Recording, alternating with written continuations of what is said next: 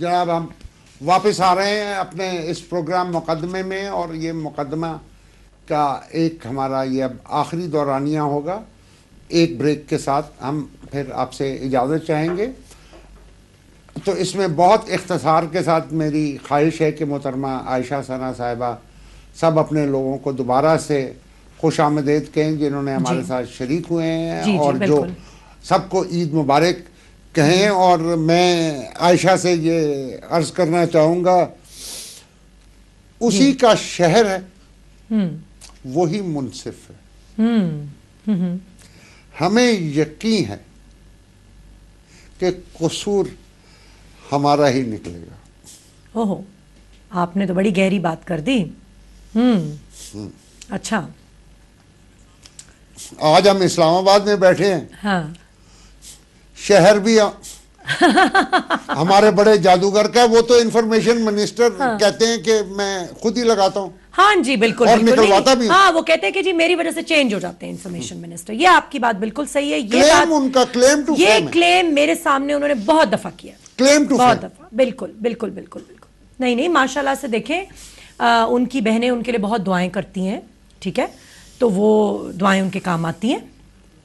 और फिर उनमें जो जो आर्ट हैं, जिस जिस तरह से वो ऑब्लाइज करते हैं, जो जो कुछ है वो तो सबके सामने ही है, मुझे तो कहने की ज़रूरत नहीं है ना, ठीक है। और फिर उनके कुछ ऐसे जो हैं, उनके कुछ ऐसे जान निसार हैं जो कि कहते हैं कि जी ये तो, इसको तो हमने एमडी लगवाया है, और देखें फिर जो है आयशा सना के खिलाफ हमने ये सिटी 42 पे लगवा दिया, वो लगवा दिया। ये तो जान निसार तो नहीं है, वो तो फिदायीन है। हाँ। अच्छा जी, मेरी तरफ से फिर से नाजरीन को बहुत बहुत ईद मुबारक। और मेरी यही रिक्वेस्ट है कि जो लोग हमें देख रहे हैं, जो लोग हमें सुन रहे हैं, प्लीज़ आप लोग साथ साथ अगर आयशा सना यूट्यूब पे प्रेस कॉन्फ्रेंस देखें, टाइप करें आयशा सना प्रेस कॉन्फ्रेंस, साथ आप वेबसाइट देखें aishasana.com, फेसबुक पेज है जस्टिस फॉर आयशा सना, सो आप प्लीज़ उस पर भी ज़रूर जाएं। ये मामला अब सिर्फ एक पर्सनल छोटा कोई एक बच्चे का मामला नहीं रहा। This is much much more than that. इसमें बहुत कुछ बीच में आ गया है। फंडामेंटल राइट्स की बड़ी वायलेशन है इसमें, चाइल्ड्स राइट्स की इसमें बहुत वायलेशन है, इसमें बहुत कुछ है।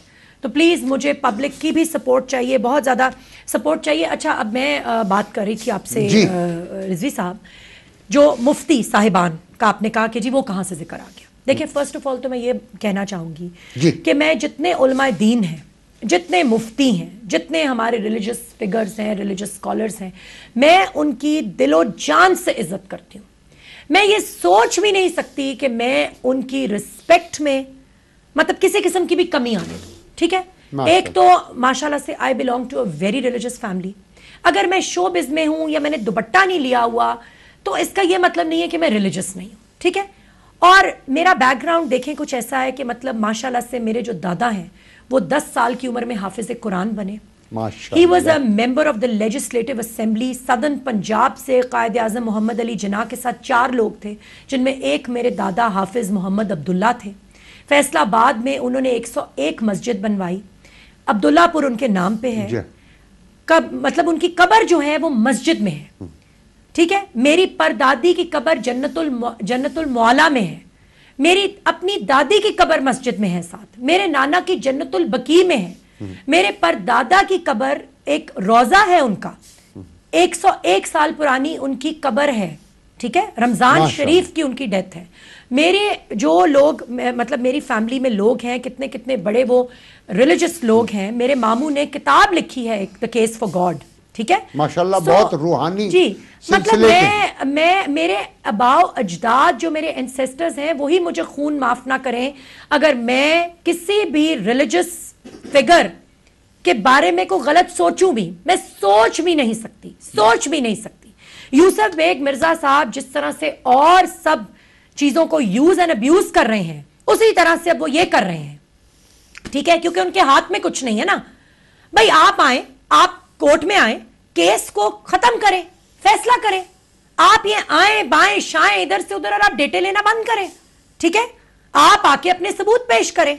उन्होंने क्या अपनी दूसरी बेगम से दोबारा निकाह तो नहीं कर लिया? जी, मैं अब आपको यही बात करने लगी हूं। निकाह नहीं किया ना रिजवी साहब, निकाह दोबारा अगर कर लिया हो तो ठीक है, उसके ऊपर हम क्यों कुछ बोलें?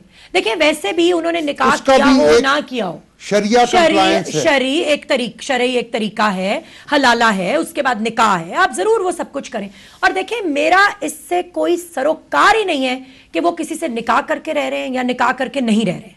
मेरा ये मामला तब बनता है जब ये खवातीन मेरे बच्चे पे उंगलियां उठाती हैं, जब ये कहती हैं कि we will never let him get paternal acknowledgement, ठीक है, तब मेरा ये मामला बनता है। मैं समझता हूं कि पूरा पाकिस्तान की खवातीन आपके हमरा होंगी। नहीं जी, अल्लाह करे कि खवातीन मेरे साथ हो। अभी तो मैंने कुछ ये विमेन्स ग्रुप्स को भी अप्रोच किया, उन्होंने भी कोई मुझे इतनी लिफ्ट नहीं कराई। सबको शायद फिक्र है कि कल पे पीटीवी पे हमारी एंट्री बैन ना हो जाए, हमारी अपीयरेंसेस बंद ना हो जाए, शायद ऐसा ही होगा फिर, और क्या होगा। बट एनीवे जी, हक का साथ देने वाले बहुत लोग होते हैं, आप लोग मेरा साथ दे रहे हैं, बहुत और लोग हैं, बहुत और लोग हैं जो मेरा साथ दे रहे हैं, ऑर्गेनाइजेशंस हैं, और सबसे बड़ी बात ये कि अल्लाह मेरा साथ दे रहा है। बेशक। हाँ जी, ये जो जमीला मकसूद साहिबा कहती है ना कि my God is with me and you will be severely punished, Allah सिर्फ उनका नहीं है, अल्लाह मेरा भी है, अल्लाह उस बच्चे का भी है, अल्लाह सबका है। आप अपने बंदे को पूछें जिसने आपको चीट किया,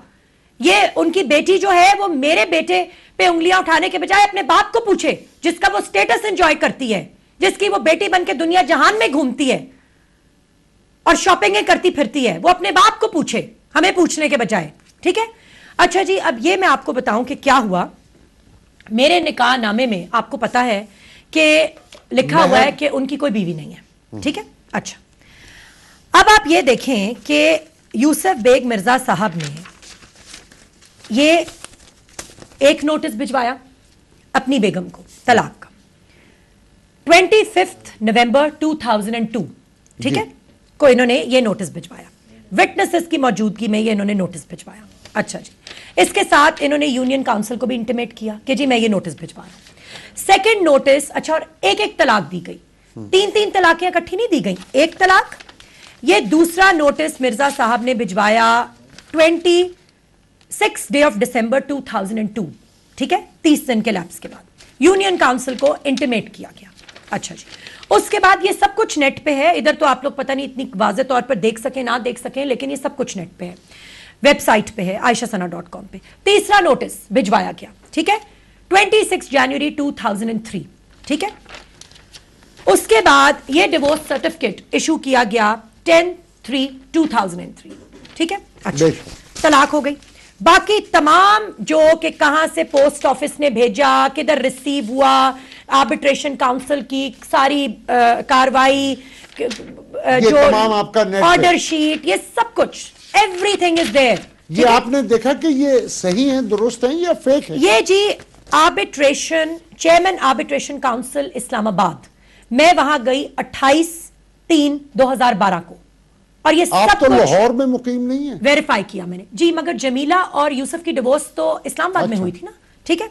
अच्छा जी, ये सब कुछ आ गया। उसके बाद जी आप ये देखिए कि यूसुफ बेग मिर्जा साहब ने, ये आपको तो तसल्ली है कि उनकी डिवोर्स हो गई थी? हाँ जी बिल्कुल। और देखें जी रिजवी साहब, मुझे तसल्ली होने ना होने की बात नहीं है, मेरे निकाह नामे में उन्होंने क्लियरली लिखा हुआ है कि उनकी कोई बीवी नहीं है। तो क्या फ्रॉडुलेंटली लिखा हुआ है? तो क्या मुझसे झूठ बोल के शादी की है? सुने ना, अब आगे सुने। हस्बैंड एंड वाइफ तो ये खैर मुझसे जब इनकी अलैदगी हुई तभी से रह रहे थे। अच्छा, इन्होंने यूसुफ बेग मिर्जा साहब 31 मई 2008 को जाते हैं जामिया रिजविया ट्रस्ट, ठीक है, और डॉक्टर मुफ्ती गुलाम सरवर के पास ये जाते हैं, ठीक है। मुझे बहुत एहतराम है जामिया रिजविया का। किसी खरकार को भेजा? ये जी मुझे दिया गया है through the police station, okay, through SP cantt, जहां मैंने कंप्लेन लॉन्च की हुई लाहौर में, और जहां पे एफआईआर नहीं काटी जा रही, और मैं अब कोर्ट में चली गई हूं और कोर्ट ऑर्डर मुझे 23 को मिल जाएगा कि इनके खिलाफ एफआईआर काटी जाए, ठीक है। अच्छा जी, अब जब यूसुफ बेग मिर्जा साहब 31 मई 2008 को जाते हैं जामिया रिजविया ट्रस्ट, तो ये कहते हैं मैं मुसम्मी यूसुफ बेग मिर्जा अपनी बीवी मुसम्मात जमीला मिर्जा से फोन पर बात कर रहा था और समझा रहा था कि आप अपनी इस्लाह कर लें वरना मैं आपको तलाक दे दूंगा। तो उसने फौरन कहा कि तुम मर्द हो, तुम मुझे तलाक दे दो। इस गुफ्तगू से पहले भी हमारा झगड़ा और नाचाकी का सिलसिला चल रहा था। मैं आपे से बाहर हो गया और इसी कैफियत में होने में उसे मैंने 3 तलाकें इकट्ठी दे दी। इस वाकये को तकरीबन 5 साल गुजर चुके हैं। बराहे करम शरीयत की रोशनी में हमारी ऐसी रहनुमाई फरमाएं कि जिससे हमारा घर बच सके। अच्छा जी, आपको मैंने दिखा दिया कि 3 तलाकें इकट्ठी नहीं दी गई, ठीक है। यह भी आपको मैंने बता दिया है कि वो लोग 2008 नहीं, इस फतवे के बाद नहीं, इससे पहले भी इकट्ठे रह रहे थे, ठीक है। इससे पहले यूसुफ बेग मिर्जा और जमीला मकसूद की बेटी की शादी हुई सना मिर्जा की दिसंबर 2007 में, जब मोहतरमा बेनजीर भुट्टो साहिबा का जब कत्ल हुआ, उन दिनों में इनकी शादी हुई। Mister and missus Yusuf Beg Mirza ने इनवाइट किया लोगों को और mister and missus Yusuf Beg Mirza बन के ही आपने अपने आप को वहां पेश किया। देखें, सिविलाइज्ड डिवोर्सेस होती हैं, हम सब ये एडवोकेट करते हैं कि बच्चों के लिए आप इकट्ठे हों, लेकिन प्लीज डोंट चीट पीपल कि आप मियां बीवी हैं। आप बताएं कि हम बच्चों की खातिर इकट्ठे हैं और फिर जो आपकी बीवी है, जो आपका बच्चा है, उनको आप कर रहे हैं, डिसोन कर रहे हैं। अच्छा, उसके बाद आप ये देखें 2007 में वो शादी हुई, उसके बाद 2006 से लेके अभी तक, ये सॉरी इस 2008 के बीच में यूसुफ बेग मिर्जा साहब ने और जमीला मकसूद ने इकट्ठा ट्रैवल किया, लंदन इकट्ठा ट्रैवल किया, दुबई इकट्ठा ट्रैवल किया, सिंगापुर इकट्ठा ट्रैवल किया। तमाम मेरे पास प्रूफ्स हैं, ठीक है। मुमकिन है कि वो दोबारा, सुने तो सही ना, आगे सुने आप रिजवी साहब। उसके बाद इनकी प्रॉपर्टी, जिसका मैंने पहले जिक्र किया था 146 क्रैनफोर्ड लेन, उस प्रॉपर्टी को रीमॉर्गेज किया गया फ्रॉम जेपी मॉर्गन, ठीक है, ऑन 26/11/2006, ठीक है। बल्कि एक मिनट में आपको डेट्स पढ़ के अभी एग्जैक्ट बताती हूं, लेकिन बिफोर दे टुक द फतवा, मुझे तो यकीन सा हो रहा है कि उसकी दोबारा शादी हो गई। मैं भी यकीन करना चाह रही हूं ना, जरा डॉक्यूमेंट्स लाएं फिर कि जी दोबारा शादी हुई है। अच्छा जी, 2008 में फतवा लेते हैं, उससे पहले ये सब कुछ वो कर चुके हैं, ठीक है। तो 2008 में फतवा लेते हुए क्यों ये गलत सवाल करते हैं? क्यों ये कहते हैं कि मैंने 3 तलाकें इकट्ठी दी? क्यों कहते हैं कि मैं 5 साल से अलहदा रह रहा हूं? क्या बताएं कि भाई ये मैंने नोटिसेस भेजे हैं और ये हम बीच में ट्रैवलिंग भी करते रहे हैं, हमने प्रॉपर्टी भी इकट्ठी रीमॉर्गेज की है, हमने ये सब कुछ किया है, ठीक है। अच्छा, जो मुफ्ती साहिबान हैं उनको तो देखें, जो सवाल दिया जाएगा वो उसकी रूह से ही जवाब देंगे ना। सो मैं बिल्कुल मुफ्ती साहब, बिल्कुल अल्लाह माफ करे, अल्लाह माफ करे, अल्लाह माफ करे, मैं बिल्कुल ये नहीं कहती कि आपने कोई बोगस बात की है। मैं कहती हूं कि यूसुफ बेग मिर्जा ने आपसे जो सवाल पूछा है वो बोगस है, गलत मिस रिप्रेजेंटेशन ऑफ फैक्ट्स है, गलत है वो सवाल। अच्छा, उसके बाद आप ये जो आपके पास रिकॉर्ड है उसकी रूह से तो तलाकुल अहसन जी उन्होंने दी। उसके बाद आप ये देखें कि जब मैंने ये मैटर उठाया प्रेस कॉन्फ्रेंस में, जब मैंने बताया और मैंने ये 3 नोटिसेस जो हैं, ये 3 नोटिसेस मैंने दिखाए, ठीक है, तो क्या हुआ जरा सुने। उसके बाद यूसुफ बेग मिर्जा साहब गए जामिया अल्लामा एहसान इलाही जहीर शहीद मरकज एले हदीस 53 लॉरेंस रोड लाहौर, यहां गए, ठीक है। इब्तिसाम इलाही, यहां उन्होंने कहा, सुने, यहां इन्होंने कहा कि इब्तिसाम इलाही, जी सॉरी मैंने कुछ गलत पढ़ लिया, इधर ये गए हैं जी 28/7/2012 को, मेरी प्रेस कॉन्फ्रेंस के बाद।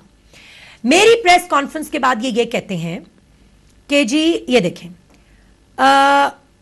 हाँ जी, मुअर्खा 31 मई 2008 को मज़कूरा बाला सवाल को लेकर मारूफ मजहबी स्कॉलर जनाब मुफ्ती गुलाम सरवर कादरी साहब ने हमने रुजू किया और हालात को जैसे तैसे वकूफ पजीर हुए मनोअन बयान किया। अब आप देख लें, इधर ही पता लग गया कि क्या है।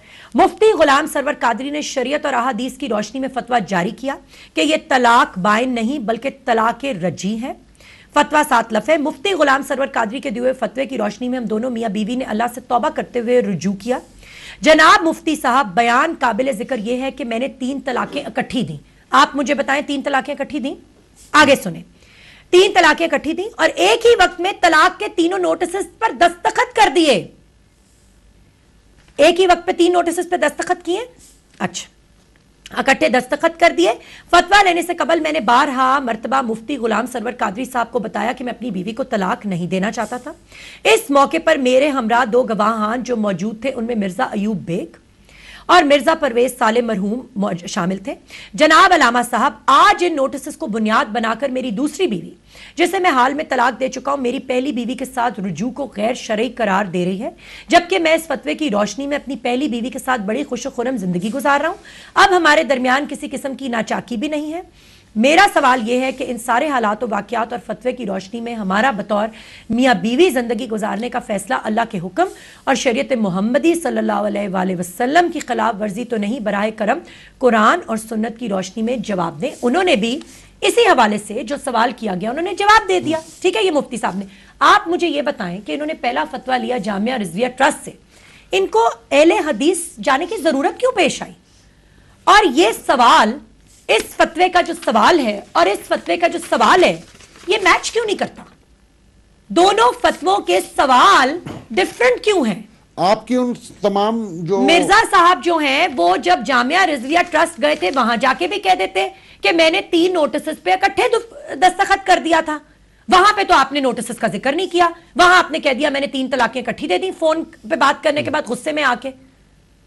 तो देखे ना, मतलब, और मौलवी साहब जो हैं या मुफ्ती साहब जो हैं वो एसएचओ मॉडल टाउन के पास चले गए कि जी आयशा सना पे एफआईआर काटें। आयशा सना ने, अल्लाह माफ करे, अल्लाह माफ करे, अल्लाह माफ करे, हमारे फतवे के लिए बोगस का लफ्ज इस्तेमाल किया, अल्लाह माफ करे। मैंने तो ये जो सवालात गलत पूछे जाते हैं, गलत हकायक प्रेजेंट किए जाते हैं, मैंने तो इनको बोगस कहा है।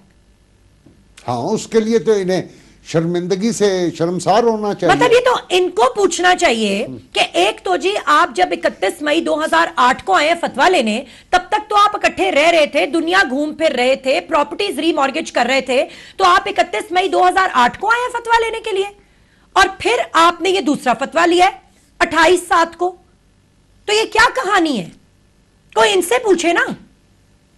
ये देखे ना, हर तरह से मुझे फंसाने की कोशिश कर रहे हैं कि जो एक्चुअल केस है उधर से हट के ये सब कुछ जो है बस इसमें उलझ के रह जाऊं मैं, और इसमें सब मेरे दुआले हो जाएं। ये तमाम कागजात आपके कचहरी में तो लफ होंगे उसके साथ? नहीं जी, ये तो बाद में आया ना। मेरा तो जो मेंटेनेंस का केस है वो तो मैंने मार्च में कर दिया था। ठीक, ये सब उसके बाद आया है। ये तो अब जैसे जैसे प्रोसीडिंग्स चलेंगी, 3 सितंबर डेट है, उसके बाद जैसे जैसे प्रोसीडिंग्स चलेंगी वहां पर फिर ये पेश किए जाएंगे। एविडेंस की स्टेज अभी कितनी दूर है? अभी तो जी बहुत दूर है, अभी तो बहुत दूर है। अभी तो पहले इश्यूज फ्रेम होंगे, उसके बाद फिर एविडेंस होगी ना। जी जी, तब तक आपको पता है डेट्स भी जो है ना मिलती रहती हैं, ऐसा होता है। तो मैंने जो जुडिशल कंप्लेंट की हुई है कि जी इनके खिलाफ एफआईआर काटी जाए, उधर ये सारा कुछ दिखाया हुआ है।